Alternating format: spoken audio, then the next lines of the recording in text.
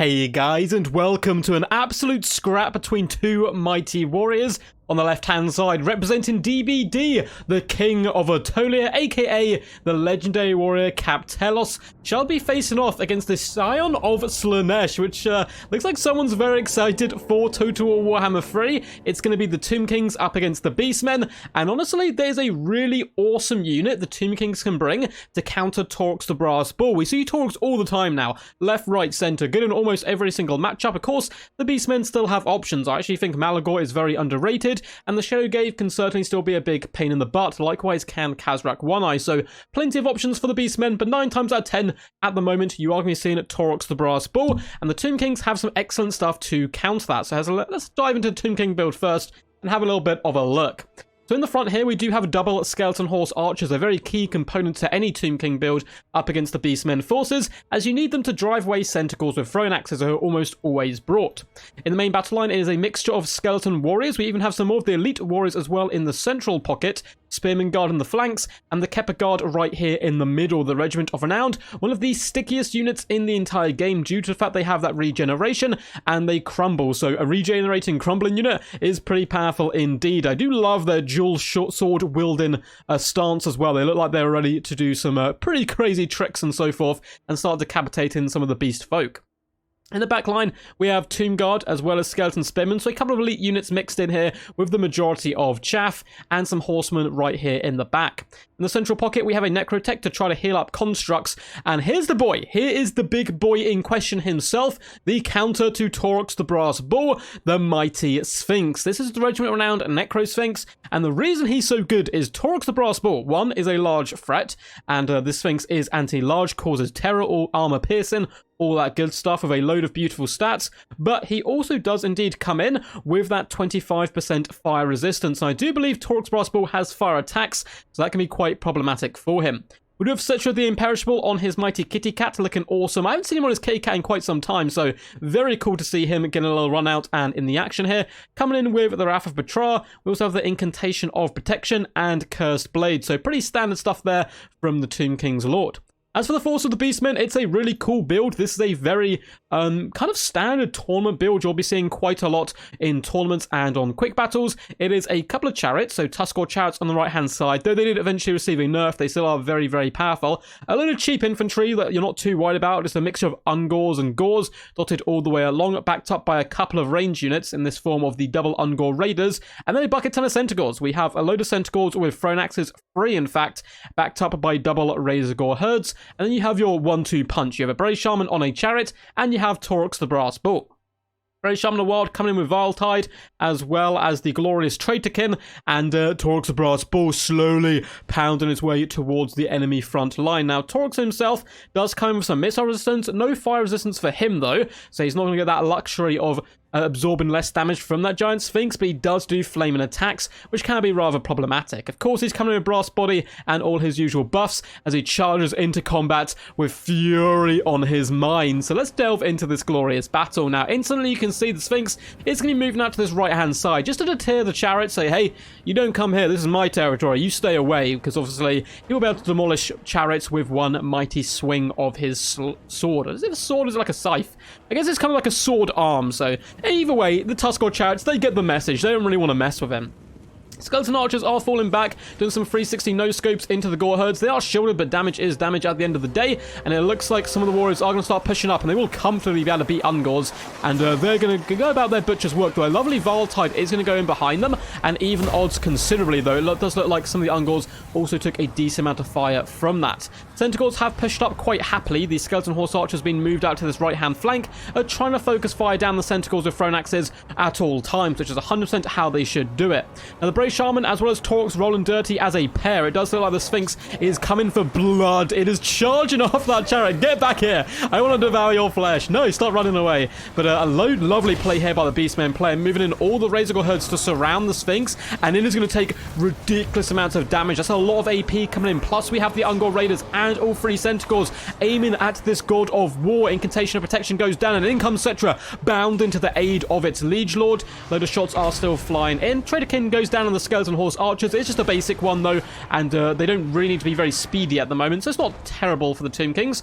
We do have a couple of units still in reserve in the form of the Tomb Guard and Skeleton Warriors. Beastmen on this right-hand side as well, just looking out for those chariots. But in the main fight, it does look like the Warriors are going to push through. The Kepler Guard as well, doing a decent job, and despite all of this pressure, luckily we do get a bit of a heal going down as well from the Necrotech, but despite all that pressure, the Sphinx is doing relatively okay. About 3/4 HP at the moment, or 2/3 HP, and the Razorgors did not fare anywhere near as well. Horsemen charged in, they've been fighting and surrounded by spearmen, even the Necrotechs in here, and Horse Archers just slamming in, trying to break off the Razorgore herds. Both units looking pretty worse for wear. Now, Taurox Brassball nearly gets caught there. Good play by the Beastmen player, falling back towards his throwing axes. He really doesn't want to take this fight, though. He's kind of charging after Cetra. This is not a good fight whatsoever. The Sphinx is simply going to turn around, and Taurox gets punted to the ground. Where you belong, screams Cetra, below me. And they're both going to start swinging and doing some decent damage. We have Incantation and Cursed Blades come down, and Taurox is just getting ramrodded right now. Look at the hits! Taking so much damage. The Skeleton Horse Archers are going to fall back. They've done their job. They broke the Razorgores in this central force, and that's going to buy time for the Kepler Guard to really start decapitating their foes. Tomb Guard getting nice and aggressive now, pushing into Ungor Raiders. The chariots in the back have been swarmed by the horsemen. Lovely counterplay there by the Tomb King player, and he's starting to move up his reserve forces as well into the main action. Taurox doesn't seem to have learned his lesson. He's going to be still gun up the Sphinx. No, he's going to pull back. If he fights amongst his Centaurs with thrown axes, he's fine to take on these big guys, but isolated and alone, he will get slammed. Lovely Volatile goes down on the Kepler Guard. Of course, they will heal a lot of it. They have 133 kills and a rising so far, doing a decent job in this central pocket. And the Beastmen starting to run a tiny bit out of steam. However, the balance power is in their favor. Centaurs have a lot of thrown axes left. Likewise do the Ungor Raiders. They all need to be getting poured on to the two giant kitty cats. Now, the Tuskor chat's been dealt with quite comfortably. Horsemen just rounding them up, surrounding them, and dragging them down. The other chats, though, doing a good job forcing off the Skeleton Horse Archers. Beastmen player desperately trying to take away any mobile elements of this Tomb King build. Anything at all that can counter the Centaurs. He wants to get all of the thrown axes in today. Kepler Guard are still 64 models strong, so they've got plenty of room to heal, and they're about to catch the Ungor Raiders and start decapitating them. They need to start running for their lives and hope that the Brave Shaman can come back here. He's doing some lovely cycle charging on the Necrotech, attempting to drag him down, but Cetra simply bounds out to this flank, deals with the Gore herds, terrifies them away, deals with the Razorgores, and all of a sudden frees up 70 Tomb Guard as well as 118 Skeleton Warriors who can come back into the fight. The Sphinx does get Incantation of Cursed Blades down. I believe it's also going to get Incantation of Protection, and it is just slapping Taurox around. The Brave Shaman got in there to try and assist this Lord, but once again, Cetra comes in and says, "Kneel, boy," and Taurox is like, "No!" Trying to flee and run away, but he's taking massive hits right now in the back from the Sphinx, and Taurox certainly has had the bad kind of end of the engagement so far, but in come the Centaurs with thrown axes. They can certainly do a decent amount of damage, launching those shots over in, but the Kepler Guard can be making a nice shield wall and actually carving their way through some of these Centaurs who are a little bit miscalculated. They need to kind of whip up and around to get onto the correct targets. Ungors have been dealt with, and once again, just securing this flank for the Tomb Kings. They can now flow back into the middle, work as meat shields, and just slowly push back these Centaurs. Ungor Raiders are still here as well, so still plenty of time for the Beastmen to come back into this. Taurox, though, needs to be very, very careful because the Sphinx will destroy him. Necrotech still has a couple of heals as well he can pop down, and no doubt they will be going down on that majestic beastie. The back of the horsemen have been able to engage the second unit of chariots now and be finishing them off relatively successfully, and with 85 more Tomb Guard who are busy chasing away Ungor spearheads on their way back. Nice interception with some pretty beat up Gore herds just to delay the fight as long as physically possible. Sphinx goes in there and does kind of like do a little poke to Taurox, but then turns around, sees the Brave Shaman, and it's going to be a 2-for-1 punch as they do start devouring him, and Taurox is very, very, very close to dying right now. A lovely Rapid Patrol does go down, and we're about to see the shots he summoned now. The Beastman player does notice this, but does he notice it in time? The Centaurs are trying to retreat. Are they going to be able to get out of there? It looks pretty promising. These shots have appeared, though, and that does manage to pin in a couple of them, and then allow the Skeleton Spearmen to push in and start dispatching at the Centaurs. A lovely little caster, and Taurox Brass is currently running for his life. The Brave Shaman's also getting dealt with. Cetra bounding into the battlefield and going to give it a little help of a nudge there, a little bit of nos, allowing the Brave Shaman to go a little bit more speedy there as it does get driven along there, not though in its intended direction. Ushopti and the Sphinx are just dealing with some of the Centaurs which got trapped, which is really good play here. Just as many of them as you can catch, that's going to stop the amount of axes they can be thrown at you.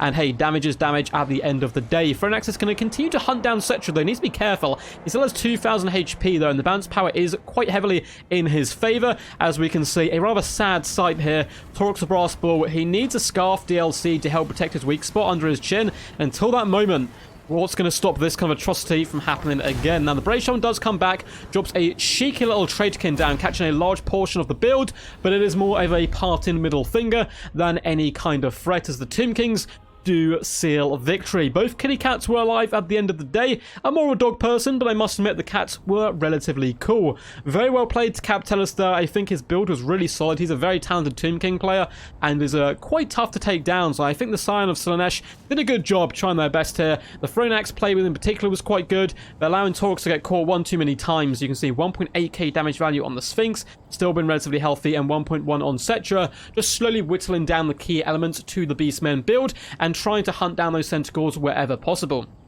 I will delve into the damage dealt, kills, and all that glorious stuff in just a second, but if you guys enjoyed this video, please do make sure to leave a juicy thumbs up down below. Subscribe for more Total War Warhammer content. We're getting very close now to the 7k sub mark, in which case we will be doing a special live stream for that, and also feel free to comment down below what you thought of the battle. Well played to both these guys, they did a really good job, but before we do delve in as well, load of links down below in the description to my Twitch, where I stream like once or twice a week, links down there to my Discord, and all kinds of other ways you can support the channel. Back to the glorious action. The King of Atolia. Cetra the Imperishable, 59 kills, 1.1k damage value, which, you know, his main job was to absorb a bucket ton of damage, and he certainly did do that. Some well-placed spells as well to help kind of neuter the effectiveness of Mr. Taurox. Now, the Necrotech did some nice healing, only 100 value, but you don't care about that. It's all about the healing on the Sphinxy. Skeleton Warriors across the board just did generally decent, kind of in the low hundreds for damage value, including the Warriors here, and the Tomb Guard, likewise, just kind of in the mid to low hundreds damage value-wise. 86 kills, 1677, those quite nice for this elite core. But yeah, damage value, 310, 560, 470, nothing to write home about, to be honest. The Kep Regard, though, 1081 damage value, 12k damage dealt on the dot, and 189 kills. They can just keep on fighting all day long. They will kill the Beastmen infantry. The Horsemen, 820 damage value, love them in Snare and the Chariots. And the Horse Archers, 320 and 340. The Giant Beautiful Kitty Cat, 1,853 damage value. Only 7 kills, but of course, was mainly going after key targets. Taurox the Brass Ball, 1.2k damage value, not shabby whatsoever, considering he was being hounded and harassed quite a bit by the two lords on the other side. 1.4k damage value on the Brave Shaman. The Traderkin is a very powerful spell. Vile Tides as well were well placed, however. The Ungor Spearheads, very low hundreds for damage value. Likewise, the Gore Herds really struggled. They were simply outmatched today. The best unit out of all of them getting 400 damage value. 66 kills is cool, but yeah, not a good display by the infantry of the Beastmen forces. Razorgors did a good job, though. And the Ungor Raiders, 400 value, 400 again, not shabby whatsoever. Razorgor Chariots, 700 damage value and 293. Relatively well dealt with, though, I must admit, by Captellus, and kind of pinning them in with that one unit of cavalry.